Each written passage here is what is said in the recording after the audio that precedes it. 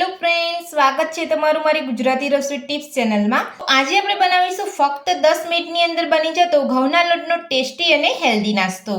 તો ચલો આપણે બનાવવાનું શરૂ કરીએ। તો ઘઉંના લોટનો ટેસ્ટી અને હેલ્ધી નાસ્તો બનાવવા માટે અહીંયા એક મોટી વાટકી જે આપણે રેગ્યુલર વાપરતા હોય તે ઘઉંનો લોટ લીધો છે। તો સૌથી પહેલા આપણે લોટને એક વાસણની અંદર લઈ લઈશું। સાથે જ આપણે 2 ચમચી ચણાનો લોટ લઈશું। ઝીણા સમારેલા લીલા ધાણા લઈશું। સાથે જ 1 ચમચી સફેદ તલ ઉમેરીશું। નાની અડધી ચમચી જીરું ઉમેરીશું। નાની અડધી ચમચી રેડ ચીલી ફ્લેક્સ ઉમેરીશું। સ્વાદ પ્રમાણે મીઠું ઉમેરીશું। ઝીણી સમારેલી ડુંગળી ઉમેરીશું। તો હવે આપણે લોટને સાઈડ પર રાખીશું અને નાસ્તાની અંદર ઉમેરવાનો બીજો મસાલો બનાવીશું। તો મસાલો બનાવવા માટે એક મિક્સર જારની અંદર 2 મીડિયમ સાઈઝના કટ કરેલા ટામેટા ઉમેરીશું। સાથે જ 1 ઇંચ આદુનો ટુકડો ઉમેરીશું। 7 થી 8 મીઠા લીમડાના પાન ઉમેરીશું। 4 લસણની કળી ઉમેરીશું અને તીખાસ માટે આપણે અહીંયા લીલા મરચાં ઉમેરીશું। તો લીલા મરચાંનું પ્રમાણ તમે તમારા ટેસ્ટ પ્રમાણે વધુ ઓછું કરી શકો છો।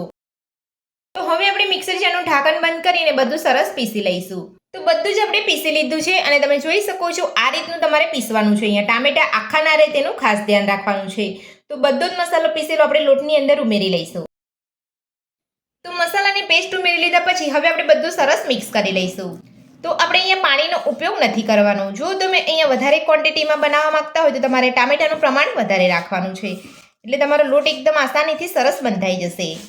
અને તમે અહીંયા જોઈ શકો છો અહીંયા પાણીનો ઉપયોગ કર્યા વગર જ આપણે નાસ્તાનો લોટ સરસ બંધાઈ ગયો છે। તો આપણે નાસ્તાનો લોટ બંધાઈને તૈયાર છે અને તમે જોઈ શકો છો એકદમ સરસ આપણો અહીંયા મીડિયમ લોટ બંધાયો છે।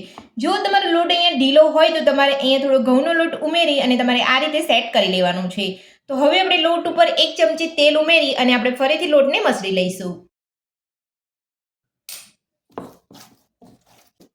તો આ રીતે તમે નાસ્તાનો લોટ બાંધી અને નાસ્તો બનાવશો તો તમારો નાસ્તો એકદમ ટેસ્ટી બનશે અને આ નાસ્તો શરીર માટે ખૂબ જ હેલ્ધી પણ હોય છે। સવારના નાસ્તાની અંદર તમે આ નાસ્તો ઇન્સ્ટન્ટ બનાવીને ખાઈ શકો છો। તો તેલ ઉમેરીને આપણે લોટને અહીંયા સારી રીતે મસળી લીધો છે। તો હવે આપણે નાસ્તાના લોટને 5 મિનિટ માટે ઢાંકીને રહેવા દઈશું।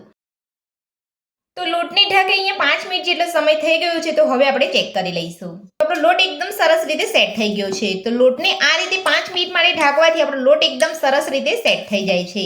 તો હવે આપણે લોટમાંથી લુઓ કરી અને આપણે નાસ્તો બનાવી લઈશું। તો આ રીતનો લુઓ કરી અને આપણે પાટલા ઉપર રાખી અને વણી લઈશું। તો લુવાને પાટલા ઉપર રાખી અને આપણે એની ઉપર કોરો લોટ ભભરાવી લઈશું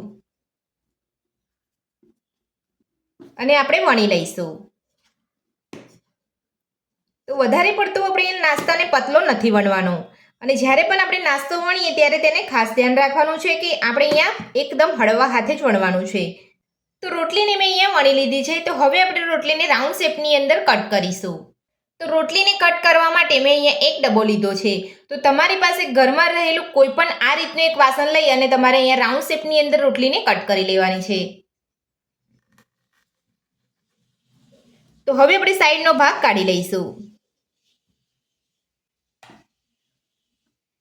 અને તમે અહીંયા જોઈ શકો છો આપણો નાસ્તો એકદમ સરસ રીતે રાઉન્ડ શેપની અંદર કટ થઈ ગયો છે। તો આ જ રીતે આપણે રોટલી વણી અને રાઉન્ડ શેપની અંદર કટ કરી અને નાસ્તો બનાવી લઈશું। તો બધો જ નાસ્તો આપણે બનાવી લીધો છે। તો હવે આપણે તવા ઉપર લઈ અને શેકી લઈશું। તો નાસ્તાને શેકવા માટે મેં અહીંયા ગેસ ઉપર તવો ગરમ કરવા મૂક્યો છે અને તવો પણ આપણો ગરમ થઈ ગયો છે। તો હવે આપણે નાસ્તાને લઈ અને શેકી લઈશું। તો આ રીતે તવા ઉપર લઈ અને આપણે નાસ્તાની ચારે બાજુ તેલ લગાવી લઈશું અને નાસ્તાને એક બાજુ શેકાવા દઈશું। તો હવે આપણે નાસ્તાને બીજી બાજુ પલટાવી અને ચેક કરી લઈશું। તો તમે જોઈ શકો છો એક બાજુ આપણો નાસ્તો સરસ રીતે શેકાઈ ગયો છે। તો એ જ રીતે આપણે બીજી બાજુ પણ તેલ લગાવી લઈશું અને નાસ્તાને બીજી બાજુ શેકાવા દઈશું। તો આ રીતે આપણે બંને બાજુ પલટાવતા જઈ અને નાસ્તાને શેકી લઈશું। તો હવે આપણે નાસ્તાને બીજી બાજુ પલટાવી અને ચેક કરી લઈશું। તો તમે જોઈ શકો છો બીજી બાજુ પણ આપણો નાસ્તો સરસ રીતે શેકાઈ ગયો છે। તો આ જ રીતે આપણે બધો નાસ્તો બનાવી લઈશું। આપણા ઘઉંના લોટનો ટેસ્ટી અને હેલ્ધી નાસ્તો બનીને તૈયાર છે અને તમે જોઈ શકો છો એકદમ સરસ આપણો નાસ્તો બન્યો છે। તો આ નાસ્તો ખાવામાં તો એકદમ ટેસ્ટી લાગતો હોય છે। તો સવારના નાસ્તામાં તમે આ નાસ્તો ઇન્સ્ટન્ટ બનાવીને ખાઈ શકો છો। તો આ નાસ્તો બનાવવાની રીત તમને મારી કેવી લાગી મને કોમેન્ટ બોક્સમાં કોમેન્ટ કરીને જરૂરથી જણાવજો અને મારી આ રીતે આ રેસીપી તમે ઘરે એકવાર જરૂરથી ટ્રાય કરજો। તો આજની રેસીપી પસંદ આવી હોય તો વિડીયોને લાઈક કરજો, ચેનલને સબસ્ક્રાઇબ કરજો, તમારા મિત્રોને જરૂરથી શેર કરજો. Thank you.